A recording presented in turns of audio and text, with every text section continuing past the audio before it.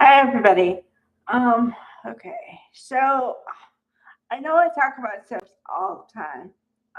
And I've been thinking about a lot of stuff lately, and I guess I just have to get some of it out because usually when I talk about soaps, I let it go and I'm good after that. But today, I'm just not. It's not the same as it was and I don't expect it to be the same as it was in the 90s. I don't. But I just don't know what happened between then and now that if you have a strong female character, and this goes for all the soap operas except for Beyond the Gates, only because that's the one soap opera I don't watch. No disrespect or anything, I just don't have time. I already watched two soap operas and analyzed them, okay? And that takes work and time and diligence and all the things. So I don't have time. I just don't have it. Because I have another thing that I do too. Okay. But okay, you put in a strong character and then over time you make her weak. Why do I say that? Okay, like a Sharon Newman. No offense to Sharon Case.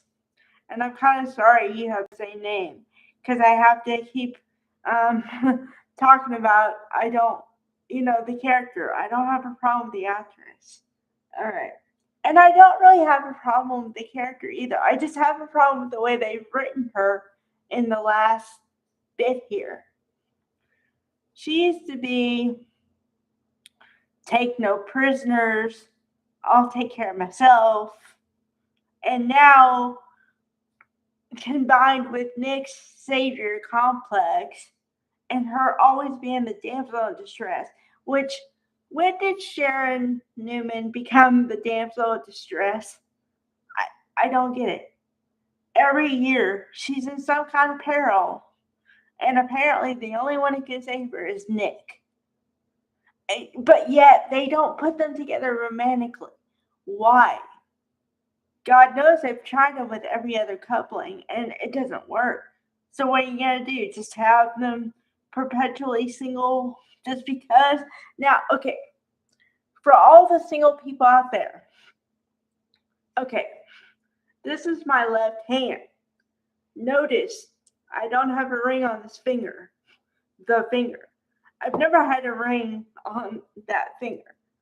So I have no problem with people being single. Let's be clear.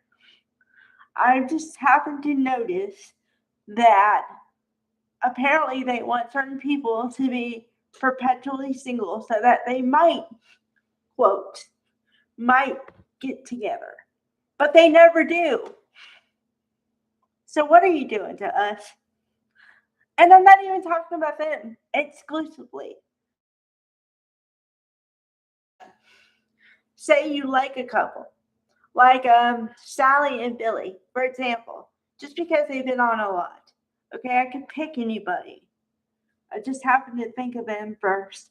No disrespect to anybody else. But okay, they've been a couple for a year, at least, maybe two. No, a year. Okay, so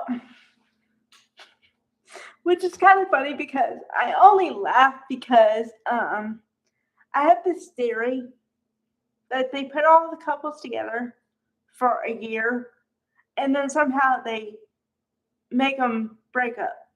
Either the marriages don't last or the couple decides to break up or there's always somebody coming in and messing it up so then the couple breaks up. A year, maybe two tops. The reason I say two is because Mariah and Tessa. Now, the only reason I keep bringing that up is because I, like most of the soap community, was really rallying behind this couple because let me explain something to you. We don't have too many LGBTQ couples on soaps, like at all. I'm not kidding you. Okay? So if they have any, it's like, oh my God. And then when I want them to keep them and not forever, because I want them to have the same um problems, issues, whatever that any couple would have. Okay?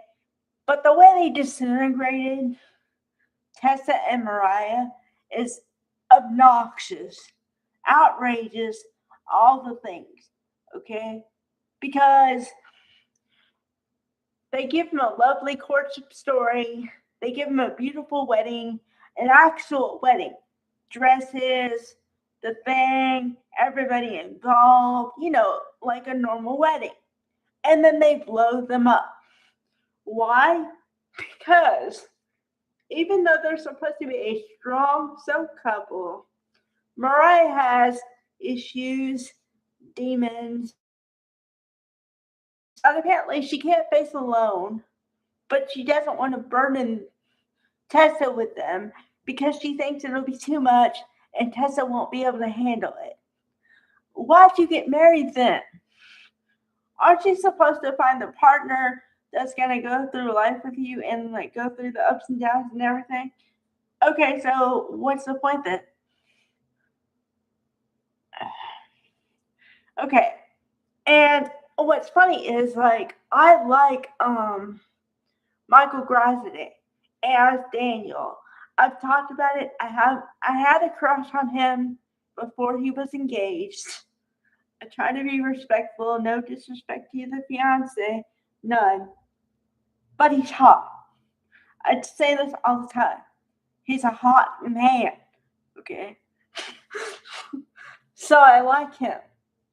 But the way they're doing Daniel is just, I don't know, dirty, for lack of a better word, because they made him into like he doesn't trust his mother. He's like the gatekeeper for his mother. And then he's supposed to be the rebound for Tessa, although we don't really know if she turned from lesbian to bisexual to straight to, and we're not having the conversation. I don't know why. So yeah, bunch of question marks there. Bunch of question marks. Okay. And then the guys, some of the guys. Okay. I'm gonna talk about Billy here because I've been talking about it for couple weeks because they've been heavy in the storyline. Okay, now Jason Thompson does a great job. Has nothing to do with that. You're aces. Keep going. Okay. I loved you as Patrick Drake. I love you as Billy Abbott. You're aces. However, the way they're writing him is like, what are they doing to him? They painted him into a corner today with the business because, and Sally, honey, I don't know if I talked about this before, and if I did, sorry, but why are they writing her like this? She used to be a strong, badass chick. Now she's a, what are you doing? Why are you lying to me? Whatever. What? Okay. And for clarity, I do not mind a strong female who asks a lot of questions. I don't, because I happen to be one of them most of the time. However, the way you're asking questions now, you're even annoying me. And I'm saying, get off the man. Like, what I mean by they painted Billy into a corner. Okay, so Sally is drilling him with the questions again, right? And she says, well, it looks like we're at an impasse because I'm not going to change and you're not going to change. And so, what are we going to do? And Billy said, kudos, Jason Thompson, kudos. He said, well, what do you want me to say? Because if I say anything, then I'm trying to rationalize. If I don't say anything, then I look like I don't know what I'm doing. So what do you want me to say? What would be the appropriate response? Why don't you just tell me what you want me to say? I literally laughed for 2 minutes. I was like, "Hot damn, yes," because it's true. She painted him into a corner. Honey, okay, 101, 102. If you want to keep a man, you don't paint him in a corner. Number two, you don't give him an ultimatum. You will keep any man if you don't do those two things. Because who likes that? Put yourself in the shoes. Okay, you're a female. Would you like that if he did that to you? I bet your answer would be no. So why are you doing it to him? See, I'm an equal opportunity person here. I cannot like a female and not like a guy. It's not that I'm a man hater or whatever. No, I call out the females too. I said, what are you doing? Why are you doing it like that? Really? So, yeah, I don't know. Um, oh, tomorrow we should know what's going on with Jill. Apparently, they kind of left on a bit of a cliffhanger because we're supposed to believe her health is there's a problem in her health now, but we don't know what it is. And Billy called her on the phone, but of course we didn't see the conversation. So I don't know. Maybe they'll tie up the loose end tomorrow. Okay, bye everybody.